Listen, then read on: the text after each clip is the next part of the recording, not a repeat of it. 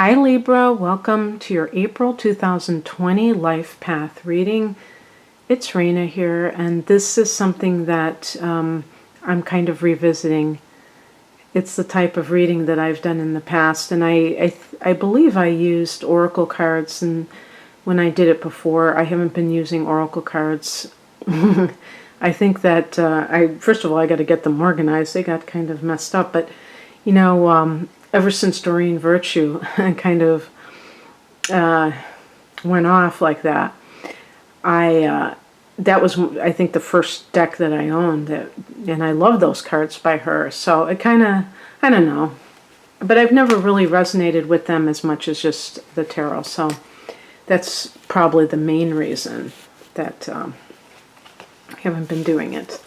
Okay, so this is just a simple 4-card spread of looking at potential situations in your life, not specifically the mundane affairs, but the more philosophical type of a reading, looking at where's your life going at a higher level. But it can touch upon career or relationship matters just from a different perspective. Well, could that be a more perfect card for you, because you're a swords person? So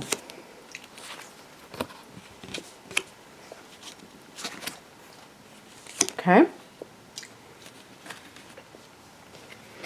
actually, come to think of it, when I get the death card, you're going to have a full moon in your sign in April 7th. And the specific degree is 18 degrees of Libra. So, but I'll get to that in a minute. I don't want to jump ahead. Where you are right now is represented by the Queen of Swords, which may be even on the cusp of making a decision about your life. And for Libra people, decisions can be challenging, but they can also be things that you really think out. You're not just kind of looking at it from one side. And so sometimes, there might be this feeling of indecision, but there's also looking at it from different perspectives. I also think that the Queen of Swords is trying to put aside your emotions in favor of logic for some reason. But that's why I usually think of wanting to make a decision. And I remember looking at this card one time and thinking that and saying, I think the Queen of Swords wants to make a decision. And then opening it up in the book and seeing the same thing. Because normally I would just say that the person is trying not to allow their emotions to get the best of them, and they're trying to apply logic to a situation. But I really see that there might be something that you're thinking that you have to do, and you might be torn between your feelings about it and what you know intellectually is best. And it's funny because feelings are associated with intuition, and they're supposed to be superior in a lot of ways, but sometimes subjectivity can cloud that. And because of the fact that the Ten of Cups is involved, this may be actually more of a personal relationship. And at the time of the full moon, the sun is opposing it, so it's going to be in the opposite house. So for Libra, that's going to be the 7th house of committed relationships, which you happen to rule that house. So really, with the moon in your sign being in your first house, illuminating the first house, it illuminates your needs, your personal needs, and who you are.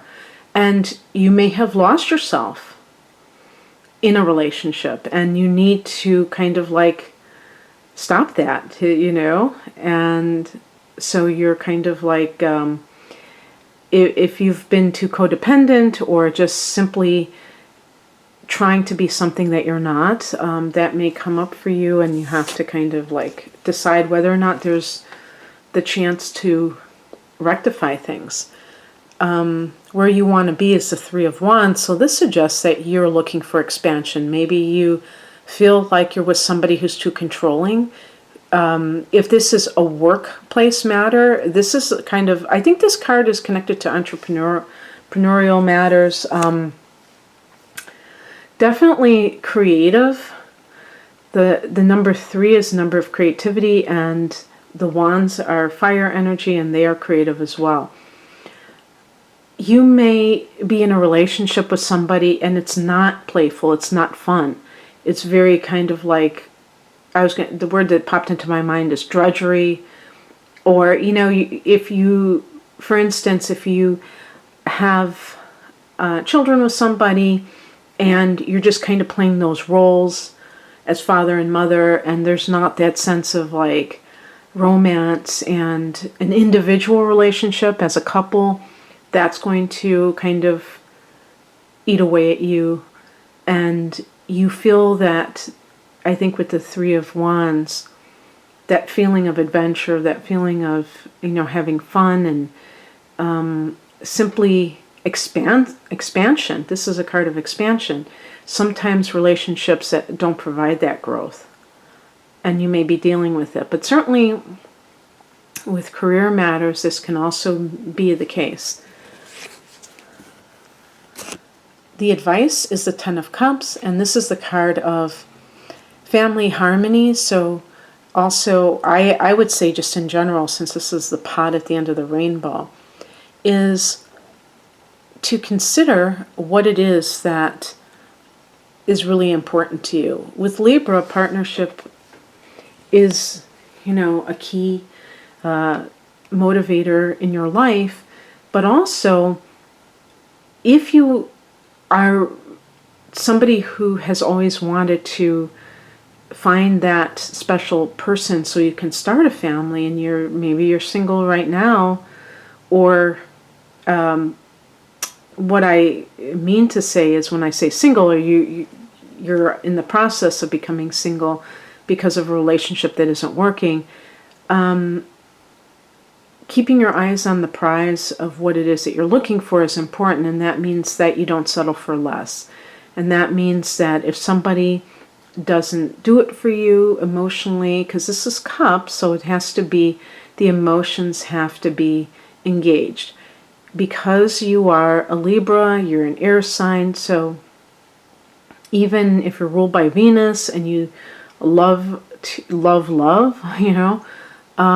there may be that abstract quality, that kind of intellectualizing of what it is that you're looking for, but not really in the heart chakra, not really feeling. Also, given your proximity to Virgo, some of you may have inner planets in Virgo that is more detached, pragmatic. It's an earth sign, so it can be just like, hey, I should be with this person because we make a good team, they are a good co-parent or something like that, and not looking at it from the sense of adventure, the sense of, does this person challenge you to grow, or are you just kind of going along with the program and just kind of coping with the situation as it is? That's no way to live, because you deserve better. You have the right to happiness, and that's what kind of the 10 of Cups really is about, is happiness. And I think how they say 10 or the end of the rainbow is because the number 10 is the end of a cycle, but I would say the culmination of something. So when somebody is looking for happily ever after, finding it has to be a priority. And when you are not seeking it, how can you have it? And when you're in a relationship with somebody where you can clearly tell that it just isn't a good fit, but you are capable of kind of living, how can I put it, on automatic? I guess that's the best way of putting it. it can get kind of like a routine, and the person stops questioning it because it's just like it becomes a habit. So perhaps for some of you this is a wake-up call to not allow yourself just to tread water or to go, live life in a mechanical kind of a way and not seek something more what you deserve. The outcome is the death card, or the possible outcome. I always have to say that. This is a general reading, so it's, these kinds of readings shouldn't be taken too seriously unless they really go along with what's happening in your life. And if so, you also have to resonate with what I'm saying, but you can come up with your own interpretation. The outcome, the death card, is about transition, is about change, inevitable change.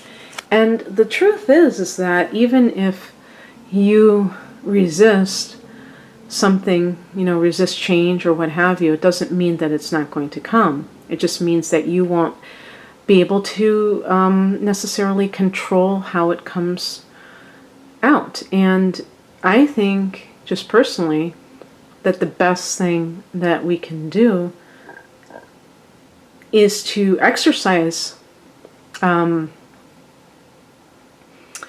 much control as we can over our lives in terms of taking inspired action in the direction of our dreams. And so it's not to be controlling and try to control other people or try to fight the tide, because that's what going with the flow is about, and that's what letting go of resistance is about. In Law of Attraction, they talk about the art of allowing, and that means that it doesn't mean being complacent. It means that you're doing your part, you're doing what you want to make something happen, but at the same time, if other things are coming in, you're not fighting it, and you're not trying to claim that there's something that you haven't done that you need to do. You really feel this sense of it's where the universe wants to take you. And so it's kind of a dance, I think, that we do. I think that the mistake people make, some people, not all people, I think it goes either one of two ways, two extremes. Either a person is too micromanaging of life, of other people, they have ambition, they become very pushy because, they want it so badly. And so they end up creating resistance, or the person who becomes complacent and very passive and acts like, they have no control over life. And those are two extremes. So doing that dance between taking inspired action, but also allowing, kind of sensing where things are going, is to me the key. So if you're embarking on wanting to start your own business, for instance, and you dip your toe in the water and you see, and you realize that it's not just taking off like crazy, you don't just throw in the towel and say, okay, it's not meant for me. You're kind of like just treating it like the Three of Wands. You're treating it like an adventure. You're not putting too much pressure on yourself or on the business to just be successful right off the bat. You're giving it time, kind of nurturing it like you nurture a plant when it's in that sprouting stage. And then you're just seeing how it goes. And the same thing with a relationship. Maybe this is a new relationship for you, and you're like, you're gaga over this person.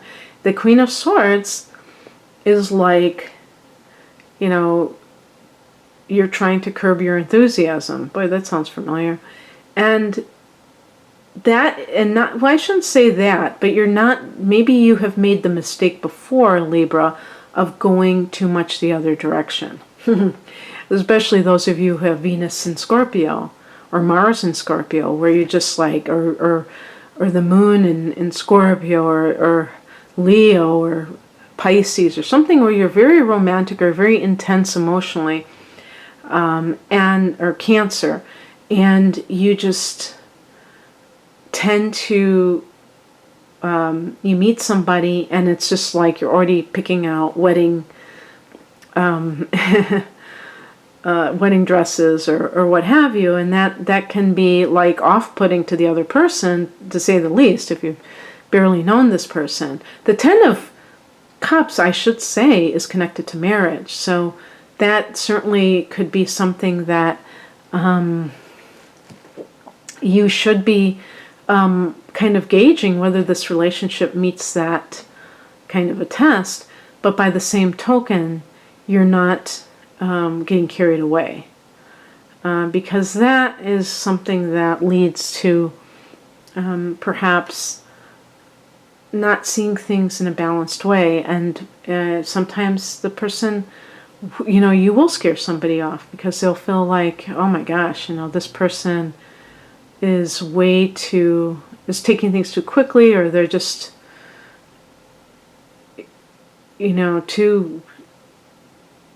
too like smothering or what have you too quickly. So I think that you may be realizing that and trying to pull back a little bit, but you want so much to have that kind of relationship that is full of a lot of laughter, a lot of freedom for both of you. You're not looking, Libra is in and of itself, notwithstanding some personal planets or the moon,